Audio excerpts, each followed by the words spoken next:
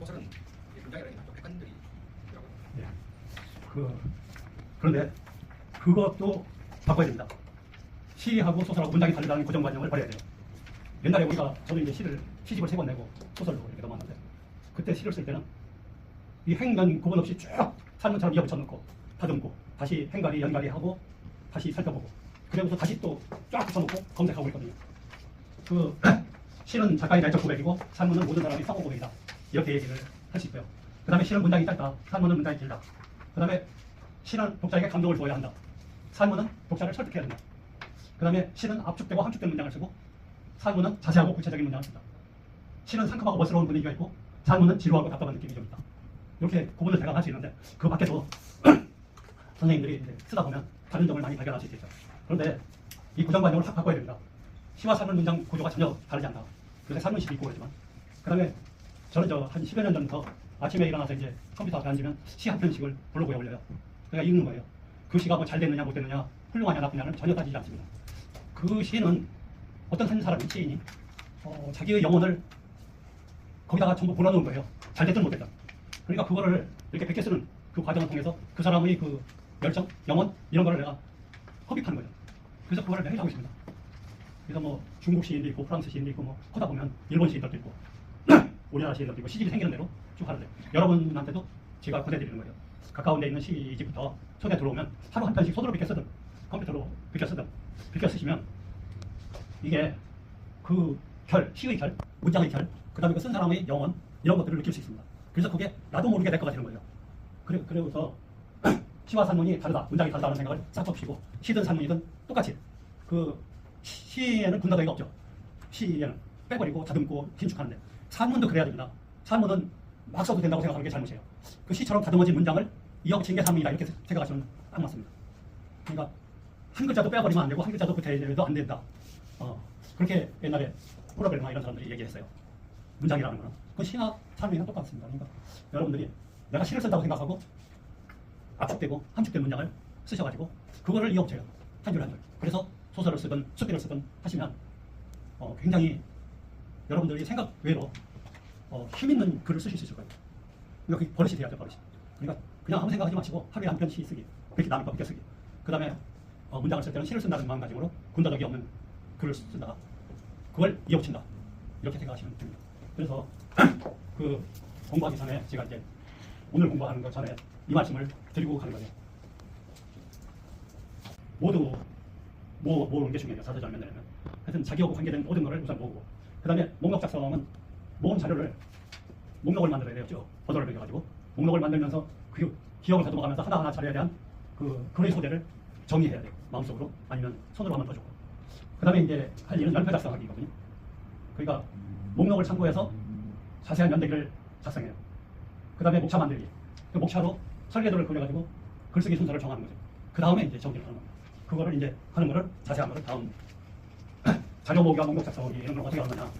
뭐 시수필 소설 일기 보고서 써서 논문 뭐 별의별 다 자기하고 관계되는 거는 중요하다 생각하는 거는 모으시고, 그 다음에 이제 저는 어머러다가 우리 고모 뭐 작은아버지 이런 분들 다 돌아가셔 버렸어요. 그때 녹취를 좀 해놓을 걸, 뭐 물어본 거 좀 많이들 물어봤을 걸. 그걸 지금 물어볼 수 없잖아요. 이게 참 답답해요. 근데 그런 거를 많이 그러니까 인터뷰죠. 가서 물어보고 답을 들어가지고 정리해서 기록이나 증언을 갖고 있는 게 아주 중요합니다. 이거는 제가 지금 궁예의 황제라는 소설을 궁예에 대해서 6번째 책을 내면서 그동안 30년이 걸렸어요. 근데 그 처음에 했을 때 그 당시에는 컴퓨터가 없었거든요.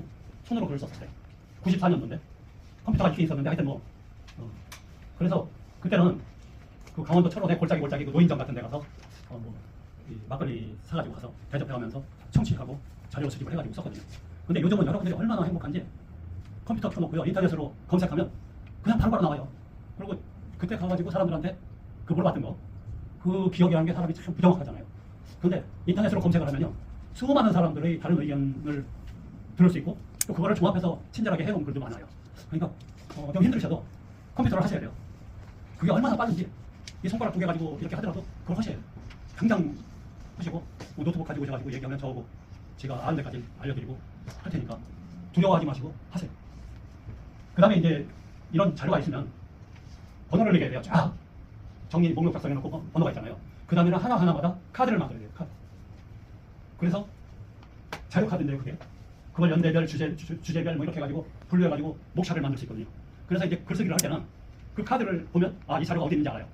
번호 몇개 왔으니까. 이렇게 능률적으로 해놔야지 그거 뒤적거리고 뭐 이러고 하면 안 되거든요. 그러니까 그걸 능률적으로 효과적으로 할 수 있게 처음에 잘 해놓으시면 나중에 참 편해요. 제가 저 직장 생활을 정리해서 쓰는 건데 자료가 일목요연하게 작성되어 있으면 얼마나 편하겠어요.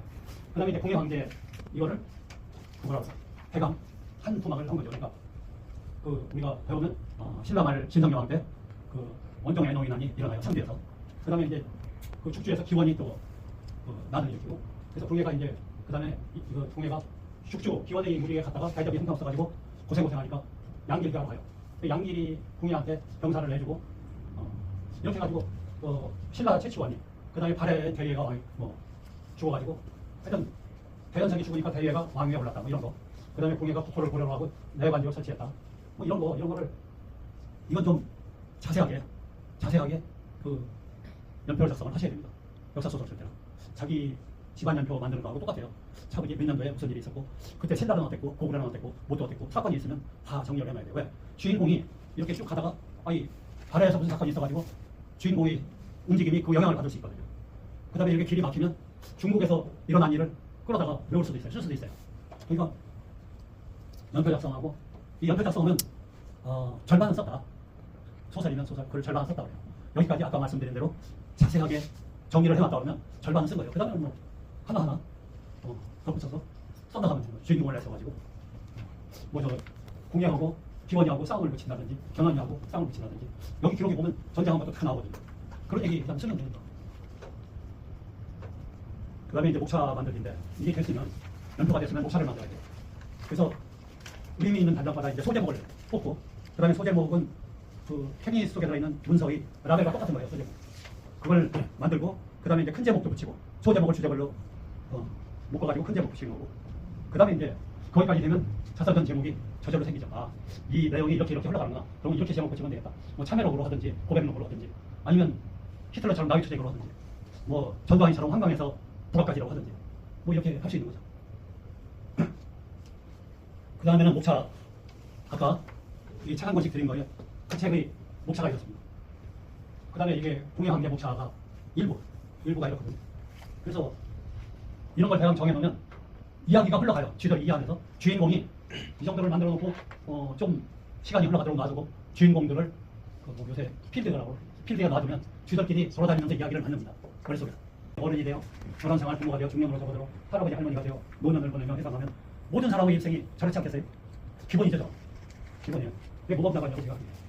근데 우리는 다를 수 있죠. 이게 모범답안은 답답할 수 있다는 얘기는 공자님 말씀이나 어머님 잔소리는 어머님 얘기는 언제나 옳고 정당하니까 반복해서 듣기는 괴롭다 그 얘기를 합니다. 그러니까 모범답안이라는 게 장점도 되지만 그게 독자들을 답답하게 해서 안 읽게 만들기도 하니까 그걸 잘 생각하셔야 돼요. 공자님 말씀 저도 논어를 찾아서 수도 없이 들춰보다가 말고 들춰보다 말고 아주 한 번에 쭉 끝까지 다 읽어본 적이 없어요. 그게 답답하고 그 다음에 어머니가 맨날 뭐 하시는 말씀이 진짜 어머니 말씀이 잔소리죠. 왜? 너무 모르니까. 그러니까 이런 게 있다. 그러면 누가 한번 그것 좀 읽어보실래요? 그래서 할 수 있는가를 연구를 하셔야 돼요. 이런 식으로 써놓으면 이게 저 철원에 계신 이 양반이 책을 내가지고 보내오셔서 제가 지금 읽고는 있는데 진전이 별로 안 돼요. 그 이유는 바로 그겁니다. 그 사실이나 진실을 전달하는 것도 중요한데 그거를 읽는 사람이 알아야 될 개연성이 있어야 되는 거예요. 그 남의 집 조상의 움직임을 내가 빼고 있을 이유는 없잖아요. 그런 경우에는 이 중요한 내용은 얼핏얼핏 해서 머릿속에 스치게 놔두고 다른 얘기를 이렇게 힘있게 끌고 나가야 되거든요. 이 양반이 아주 잘 썼다고 저는 혼자 볼 게 없다고 생각해요. 그런데 답답하다. 그러니까 여러분들이 할 때는 오류 없이 그 다음에 답답하지 않게 쓰는 방법을 그렇게 같이 제가 예를 들어가면서 앞으로 수업을 해나갈 건데 뭐 그냥 무조건 글을 잘 써야 되겠다고 생각이 아니라 구체적으로 어떻게 잘 써야 되느냐는 다 말씀드릴 테니까. 예. 그러면 이제 모범답안이 아니고 여러분들이 자서전을 준비한다 그러면 자서전은 자문자답이에요. 말하자면 자기가 자기한테 물어보아가지고 답을 자기가 내는 게 자서전입니다. 그래서 여기 있는 이런 물음을 자기한테 던져가지고 글을 답을 써보라는 거죠. 이게 꼭 자서전에만 해당되는 게 아니고 모든 글쓰기에 다 해당되는 겁니다. 응용을 하시면 장편 소설을 쓸 수도 있고 추리 소설을 쓸 수도 있고 다 하는데 똑같은 글쓰기예요. 그러니까 그걸 딱 그렇게 한정하지 마시고 글쓰기를 공부한다. 어떻게 하면 좋은 글, 재미있는 글. 그다음에 저는 그런 얘기를 하는데 요즘에 와가지고 젊은 사람들이 소설을 써놓으면 단편 소설 특히 무슨 얘기를 하는지도 모르는 게 써놓은 게 많거든요. 시도 그래요. 근데 저는 일단 인간한테 보탬이 안 되는 글은 뭐하러 노력을 들여서 쓰느냐. 어찌됐든 인간한테 보탬이 되는 글을 쓰는 데다가 시간과 노력을 투자해야 억울하지 않지 않느냐 그런 생각을 가져요. 그러니까 이 오락하는 데다가 인생을 바치기는 억울하다.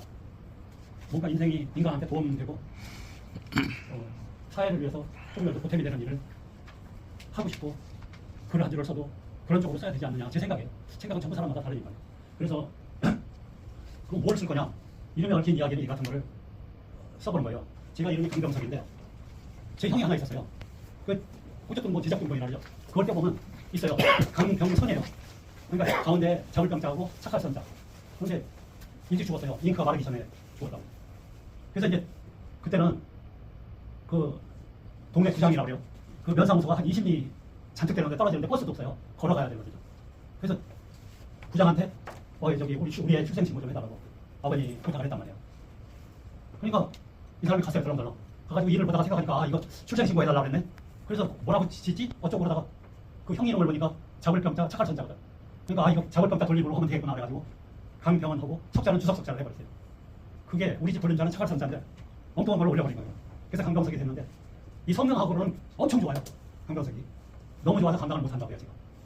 근데 그렇게 하는 과정을 성경소설을 쭉 쓰면 누구나 따라와요.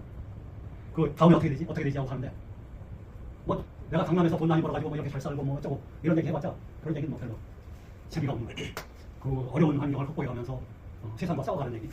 그 다음에 노름판에 껴서 돈 딴 얘기보다도 잃어가지고 빈장처리가 돼가지고 새벽에 차비도 없어서 걸어서 집에 간다는 이런 얘기. 이런 얘기를 독자들은 좋아한대요. 독자도 굉장히 신설을 부린 거죠. 사실. 근데 그게 인간의 기본 심리이기도 하니까. 그걸 제네바에서 이자크 루스와 슈잔 베르나르의 사이에서 태어났다. 불량주의 거리 베르나르 부인집에서 어머니는 사고에 죽으신 보잘것없는 재산을 15형제들이 나누었으므로 아버지의 몫이래야 거의 없는 거나 마찬가지여서 시계업으로 겨우 생계를 꾸려 나갔다. 사실 아버지의 일솜씨는 매우 뛰어났다. 어머니는 목사 베르나르의 딸로 아버지보다는 살림이 넉넉했고 지식도 많았으며 아름다웠다. 따라서 아버지와 그녀를 얻는 데는 상당한 어려움이 있었다. 두 사람의 사랑은 아주 어릴 때부터 시작되었다. 8, 9살 때부터 둘은 저녁녘이면 언제나 같이 라트레이의 산책거리를 거닐었다.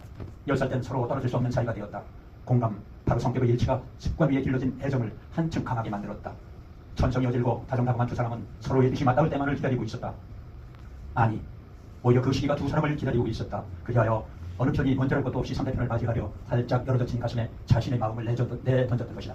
운명은 두 사람의 정렬을 방해하려는 듯이 보였고 그것이 더욱더 그들의 정렬을 불타하게 했다. 사랑을 하는 젊은 사나이는 애인을 손에 넣을 수 없어 고민 끝에 몸이 야위었다. 그녀는 그에게 기분 전환을 위한 여행을 보냈다. 여행을 떠난 그는 효과는커녕 더욱더 사랑의 갈증을 느끼고 돌아왔다. 그는 그녀의 진실하고 변함없는 애정을 알았다. 이런 시련을 겪은 뒤 한평생 한결같이 사랑하는 둘이밖에 없었다.